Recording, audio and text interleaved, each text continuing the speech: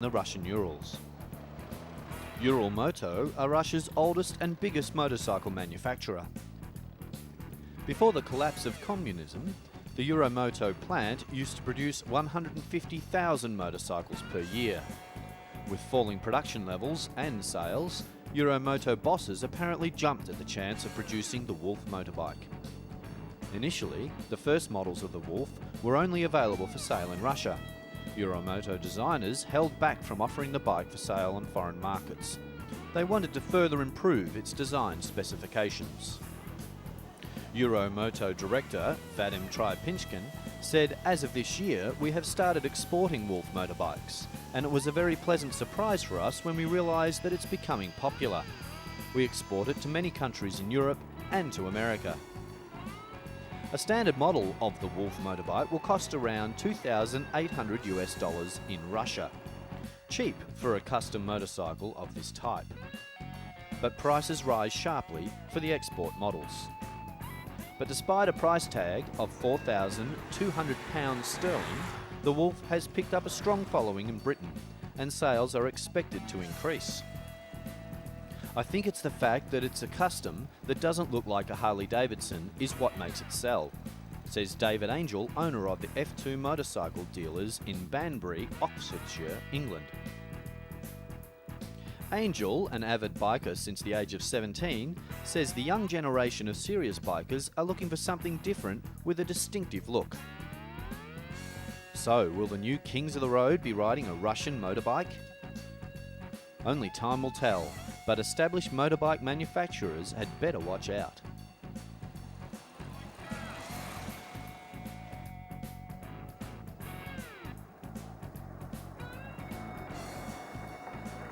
The Wolf bike is here and creating a cool image of its own.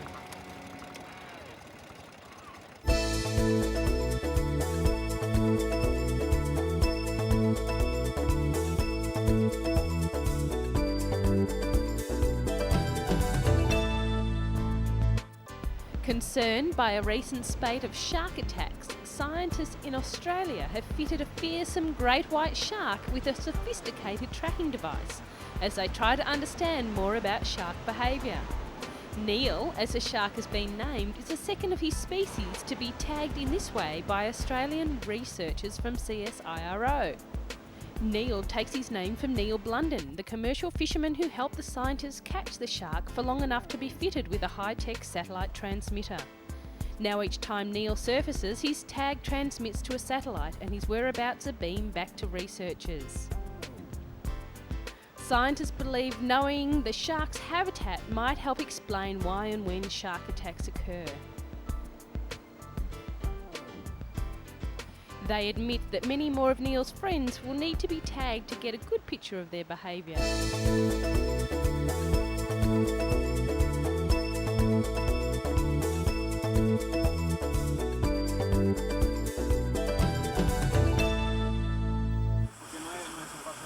As we saw previously on Totally Awesome, Salvadorian paleontologists found the remains of a 6,000-year-old mastodon dinosaur.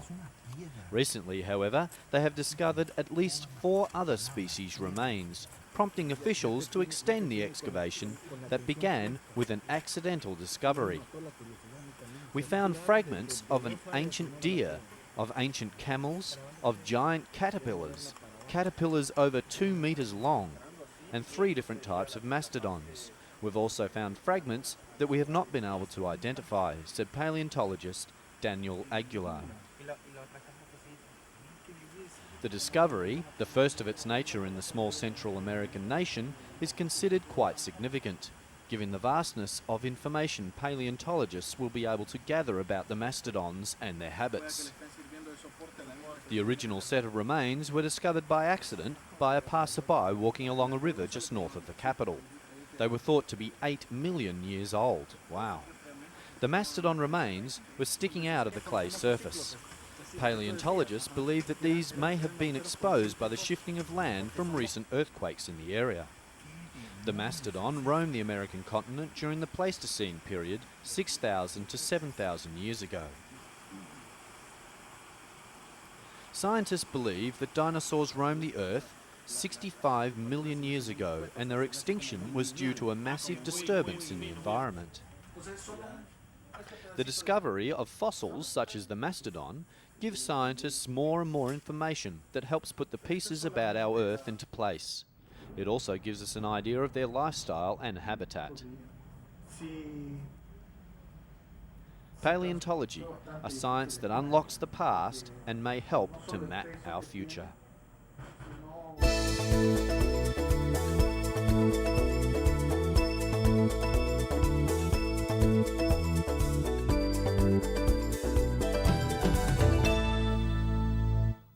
Hey, check this out!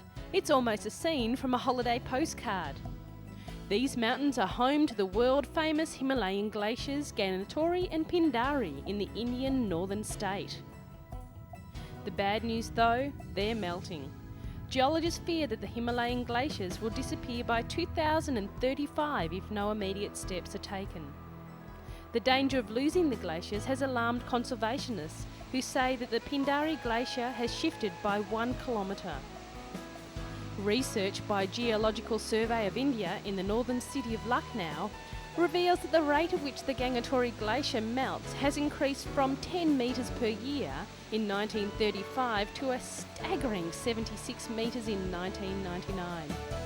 At about 7,000 metres above the sea level, the 32 kilometre long and 2.5 kilometre wide glacier has turned from ice into a mass of snow due to the increasing global temperatures. The local government has now drawn up an action plan to save the glaciers. It has also set up a committee of experts to advise it on the issues. We are planning to control tourist activity in this region so that the glaciers are not affected, depleted. We also plan to ban plastics and such other non-degradable articles which affect the environment, said the Chief Minister. There are about 15,000 glaciers along the Himalayan mountains, where the major rivers begin. Environmentalists warn that these beautiful views soon will be gone if we do not look after our Earth.